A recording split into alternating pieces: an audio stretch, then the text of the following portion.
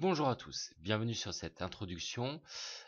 Donc première vidéo de ce cours sur Cisco ICDN1 CCENT, donc dans ce chapitre fondamentaux.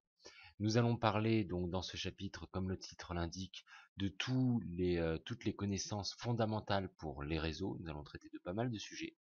Et nous allons donc commencer tout de suite avec une petite introduction dans laquelle nous allons rapidement définir ce qu'est un réseau, comment le classer par un découpage horizontal ou par échelle. Donc tout d'abord, qu'est-ce qu'un réseau? Un réseau, c'est un ensemble d'équipements qu'on appellera nœuds dans toute la suite de ce cours. Donc ces équipements pouvant être divers et variés, vous pensez bien entendu aux ordinateurs, aux différents éléments réseau que peuvent être les switches, les hubs, etc. On va en voir pas mal dans des vidéos dédiées.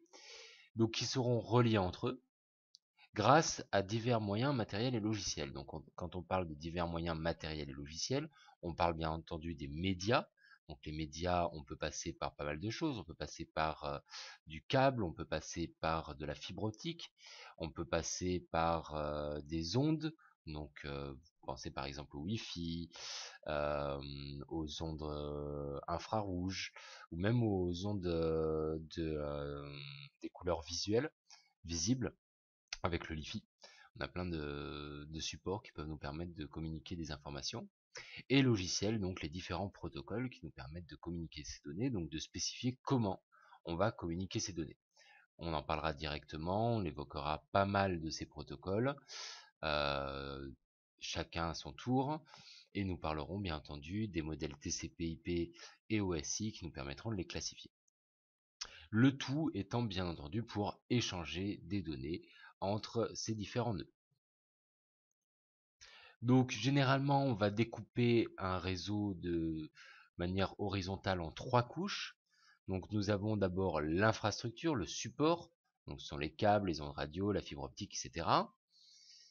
Ensuite, nous avons les fonctions de contrôle et de commande, donc c'est justement les différents protocoles que je vous évoquais qui définissent comment sont échangées les données. Donc là, on en reparlera sur le modèle TCP/IP et OSI. Et ensuite, nous avons les services, donc un ensemble d'applications qui rendent des services à l'utilisateur. Ensuite, nous pouvons également classer nos différents réseaux par échelle.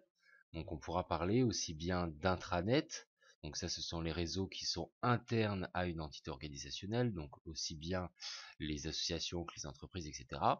Donc ici on ne communique pas avec l'extérieur. L'extranet, donc c'est un réseau qui par contre est fait pour l'extérieur, mais qui reste tout de même soit privé, soit public, mais pour un champ dédié. Et ensuite, nous avons bien entendu l'Internet, que vous connaissez tous, qui est le réseau des réseaux à l'échelle mondiale et qui permet donc d'interconnecter les différents intranets et extranets du monde. Donc grâce à lui, nous pouvons par exemple communiquer aujourd'hui via cette vidéo sur Alform. Donc le service que l'on vous propose, c'est via des protocoles comme HTTP, etc. Donc on vous propose un service de visualisation de vidéos. Tout cela passe par différents protocoles qu'on reverra dans la couche TCP/IP et OSI, qui vous permettent de savoir comment recevoir ces données, de spécifier à votre ordinateur comment recevoir ces données, tout cela passant par des médias, une infrastructure, donc certainement votre câble qui passe par une prise RJ45, qui arrive jusqu'à un élément qui est par exemple votre box, etc., etc., etc.